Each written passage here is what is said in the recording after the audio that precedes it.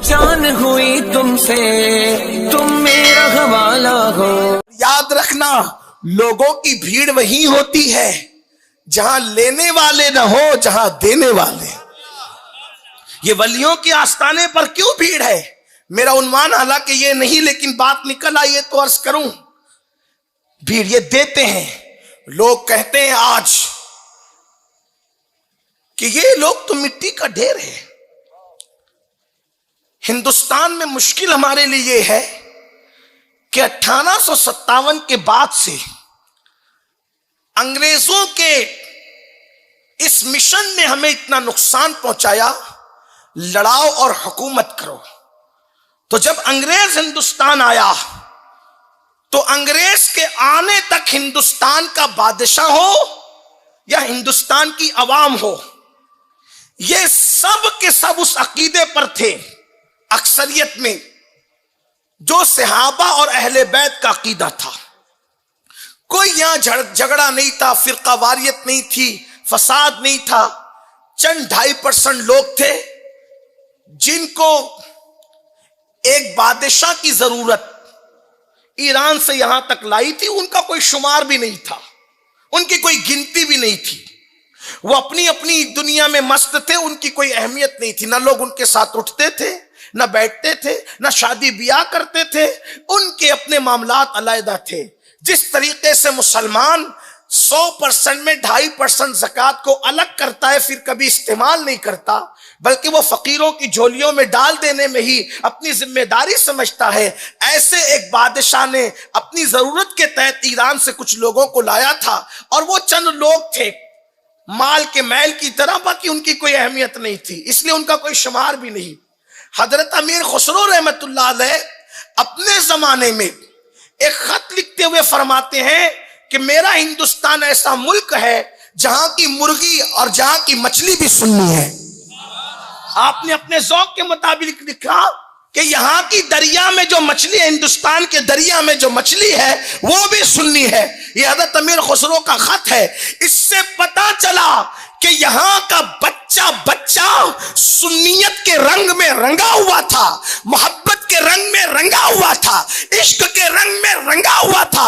जो कलमा पढ़ने वाला था वो या रसूल अल्लाह कहने वाला था, जो कलमा पढ़ने वाला था वो या गौस कहने वाला था, अल्लाह अकबर। जो कलमा पढ़ने वाला था वो वलियों के आस्थाने पर जाने वाला था। लेकिन 1857 में अल्लाह अकबर, जिस वक्त इनकलाब की सदा गूंजी और उलमा ने अंग्रेजों को धूल चटाने की कोशिश की, तो उसके नतीजे में अंग्रेजों ने हिंदुस्तान के मुसलमानों को डिवाइड करना और तकसीम करके हुकूमत करने की पॉलिसी पर अमल किया। तो नतीजा क्या हुआ?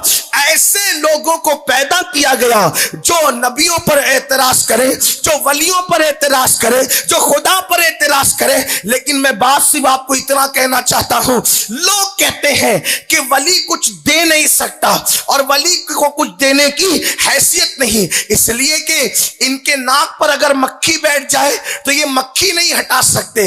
आपसे मैं कहना चाहता हूं, और हैरत भी मुझे इस पर है, मुसलमान जवानों को थोड़ा अकल से काम लेना चाहिए। मेरे अजीज, कंप्यूटर के मामले में आप अकल से काम लेते हो, दुनियावी कारोबार के मामले में आप इतने ज़हीन हो, लेकिन आप कुरान और सुन्नत का मामला आता है तो आखिर क्यों बुद्धू बन जाते हो? लोग क्या कहते हैं कि देखो कुरान कह रहा है कि कोई वली अपनी नाक पर बैठी हुई मक्खी नहीं हटा सकता, तो इन खबरों पर क्यों जाते हो? मैं पूछता हूं मेरे अजीज, जब कुरान नाजिल हो रहा था मक्कतुल मुकर्रमा में, तो कौन सा वली था जिसके मजार पर लोग भीड़ लगाते थे? तो उसकी मुखालफत में कुरान की ये आयत नाजिल हुई कि ये अपनी नाक पर बैठी हुई मक्खी नहीं हटा सकते, ये अपने नफा व नुकसान के मालिक नहीं। मेरे अजीज, वहां तो किसी वली का मजार भी नहीं था, फिर आखिर किस वली के? जाहिर सी बात है, कोई तो ऐसी ना ऐसी गंदगी होगी जिसके खिलाफ ये आयत नाजिल हुई। कुरान की आयतें यूं ही थोड़ी उतर गई, ऐसा बैकग्राउंड बना, ऐसा पसमंजर बना, उस पसमंजर में ये आयतों का नुज़ूल हुआ। तो मक्के में किस वली का मजार था जहां पर लोग भीड़ लगा रहे थे? उसके खिलाफ आयत नाजिल हो रही थी। तो जब अल्लाह के रसूल तशरीफ लाए तो वहां किसी वली का ऐसा मजार तो था नहीं कि जहां लोग जाकर के मन्नतें माने, जहां जाकर के लोग माज़अल्लाह फातिहा पढ़े और उसके खिलाफ आयत नाजिल हो जाए। ये आयतें जो नाक पर मक्खी बैठने के ना हटाने पर है, नफा और नुकसान का जो मालिक नहीं, जिसका जिक्र आया, ना नफा पहुंचा सकते ना नुकसान पहुंचा सकते हैं, ये आयतें बुतों की मुज़म्मत में नाजिल हुई है, ये वलियों के लिए नहीं आई। अरे वली तो बाद में आए, सहाबा के भी बाद आए, हम जिन्हें वली कहते हैं। और रही बात नाक पर मक्खी बैठने की कि मक्खी नहीं हटा सकते, कौन सा वली ऐसा है जिसके नाक पर मक्खी बैठती है कब्र में? अगर वली की कब्र में नाक पर मक्खी बैठती है तो फिर वो मक्खी साहिबे करामत है,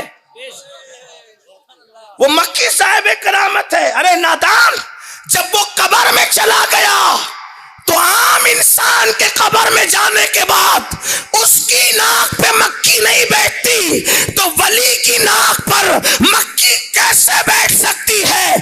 तो ये कब्र वालों के लिए नहीं है, ये तो उन बुतों के लिए है जो बुत खानों में तराश और खराश के पड़े और खड़े रहते थे, उनकी नाक पर मक्खी बैठती थी, वो नहीं हटा सकते। तो बुतों के लिए कहा कि वो नाक पे बैठी हुई मक्खी को नहीं हटा सकते, लेकिन उसी कुरान ने वलियों के लिए कहा कि वो 1 महीने की मुसाफत पर अगर बिल्किस का तख्त है तो पलक के झपकने से पहले पहले ला करके पेश कर सकते। नारे